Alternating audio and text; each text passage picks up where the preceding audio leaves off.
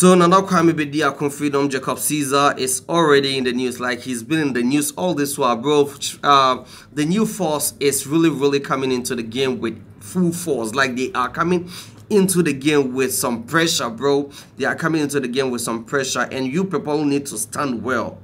You know, the OGs need to stand well because, you know, Cheddar, they come. Like, the pressure is too much, bro.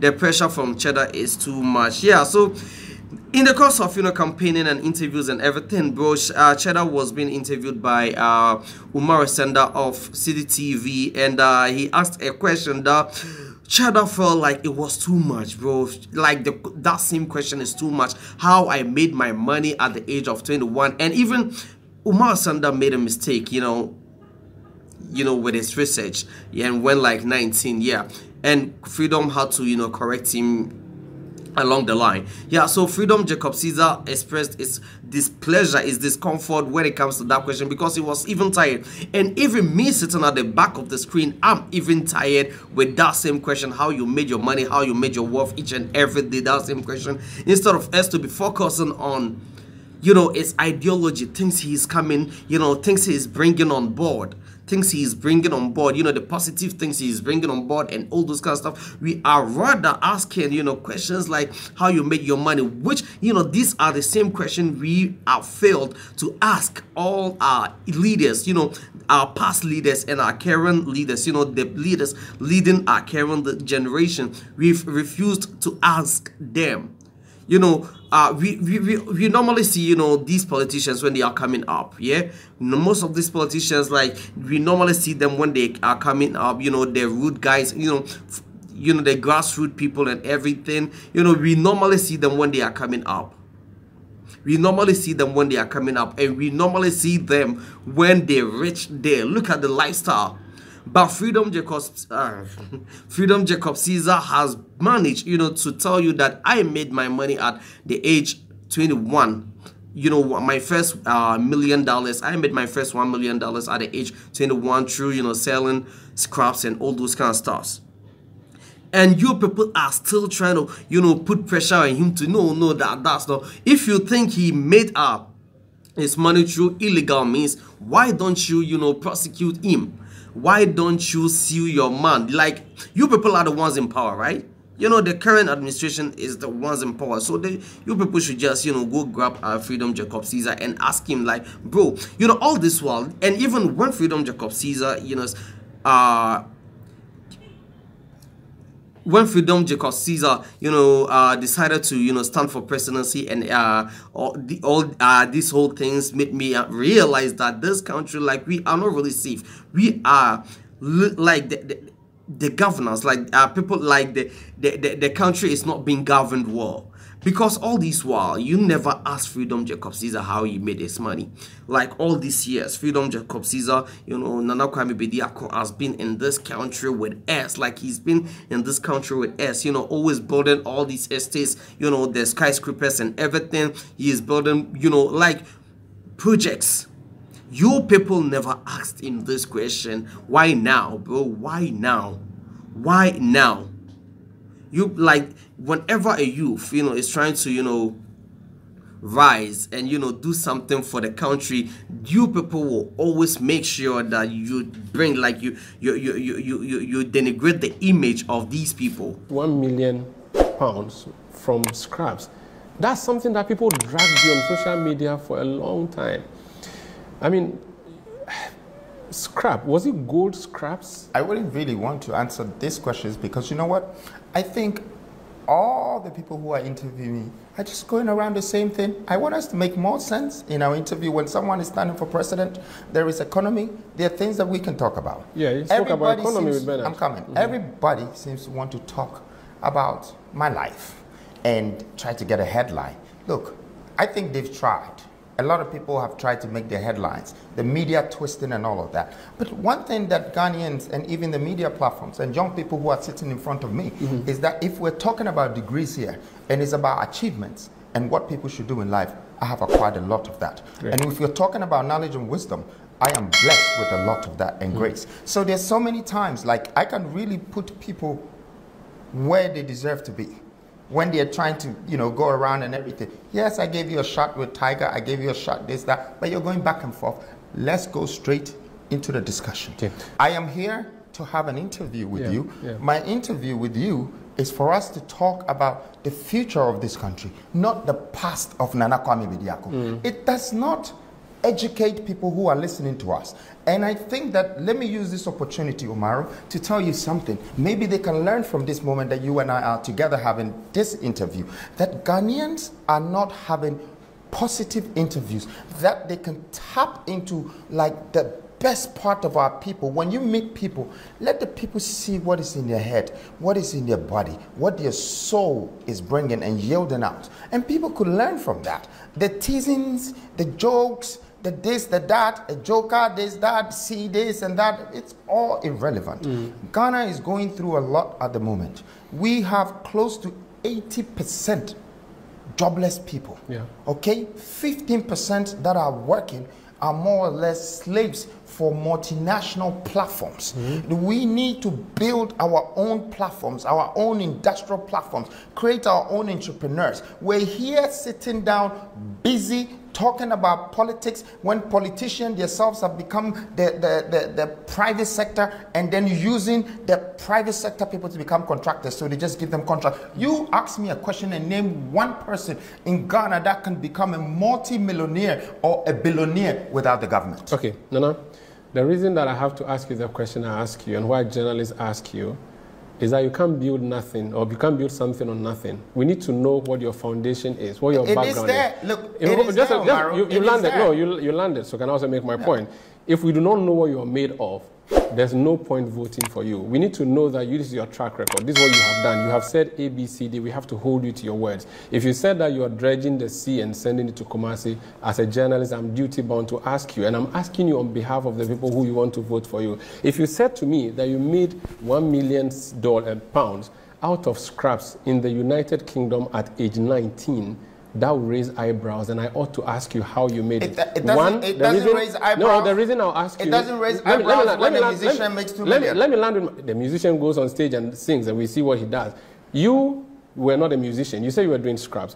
It's true.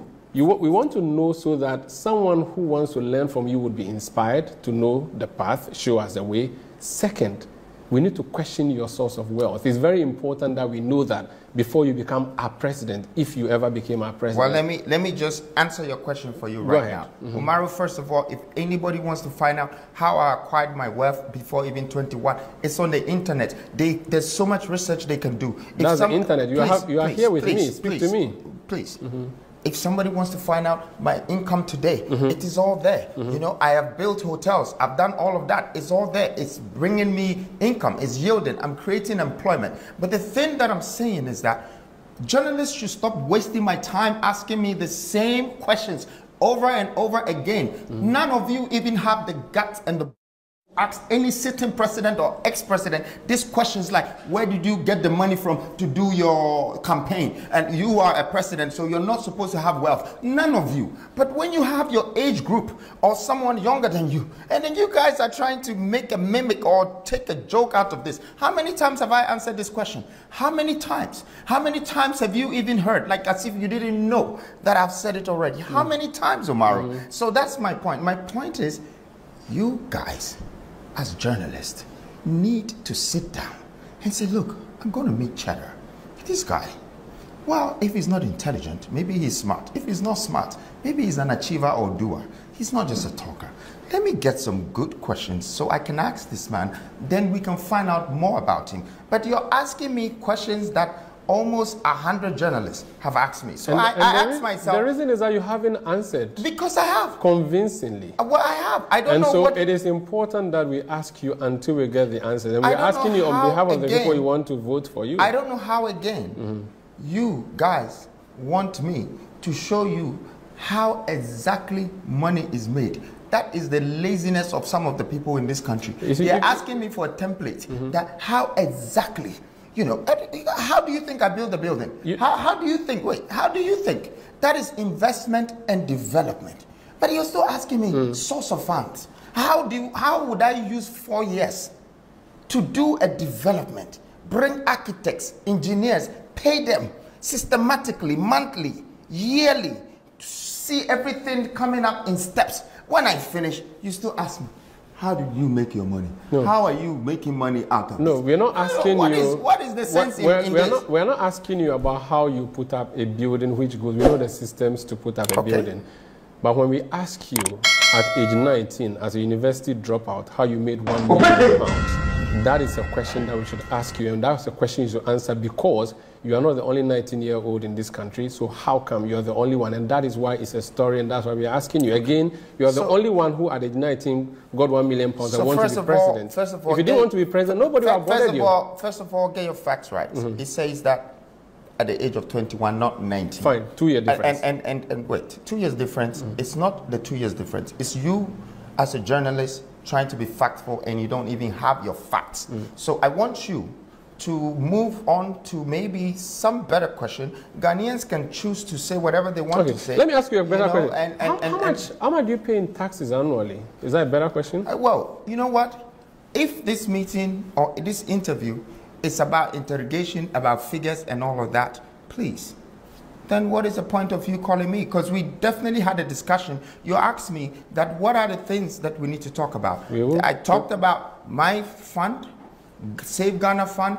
I talked about the petition to the EC. The petition. It's all part of these things. It's part of the. You are here interrogating me about. Please leave that one for the commissioner. Leave all of these things. For GRA. I didn't know that you people are playing the roles of all these people. Actually, Ghanaian journalists should be trained. You know, when you look at please don't educate me on journalism. Oh, but I think so. I think you guys should be trained. I have practiced this because you need to go international. No, you need to go international, and you need to be seen there. Like I'm here, and I know about Oprah. She's one of my favorite, presenters. No problem. And I think they ask random questions, normal questions. They don't interrogate people. They have conversations with them. Okay, but when it comes to Ghanaian journalists, all of you are looking for headlines. You're trying to act like, oh, yes, this, that, and then, okay, he said this, so is this. No. So you think, I've come to you. You think asking you about your taxes is wrong? You think Oprah wouldn't ask you about your taxes? If you want to ask me about taxes, hey, I heard you don't pay taxes. Is that true? But you coming to ask me, how much do you... So Shatta Wale advised Freedom Jacob Caesar, I think before the interview at City TV, to be very careful with this media, these media people, because they will end up, creating news out of you. All these important things you will be saying, they will not focus on them. They will rather be focusing on, the controversial side. One little thing that you said during the interview, and they will start, putting them, like they will start spreading that news. Just imagine when he said he can dredge a sea from Kumasi, Accra to Kumasi. During that same interview, he said a whole lot of important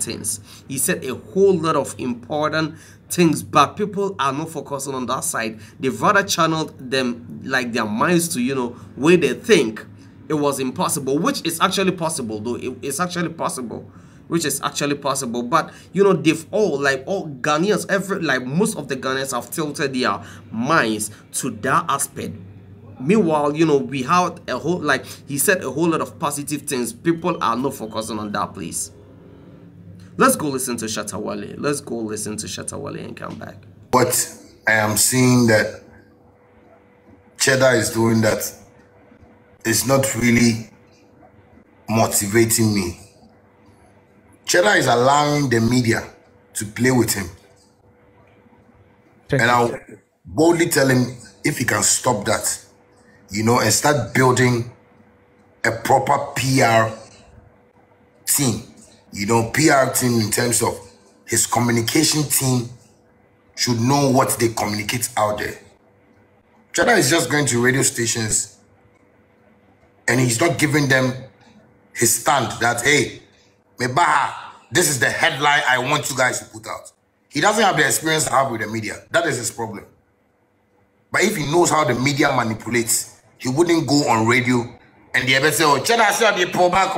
Reason I was seeing some latest interview that what qualifications do you have? He said he's been to SSS. You see all those things, these are agents to stop you from your dreams.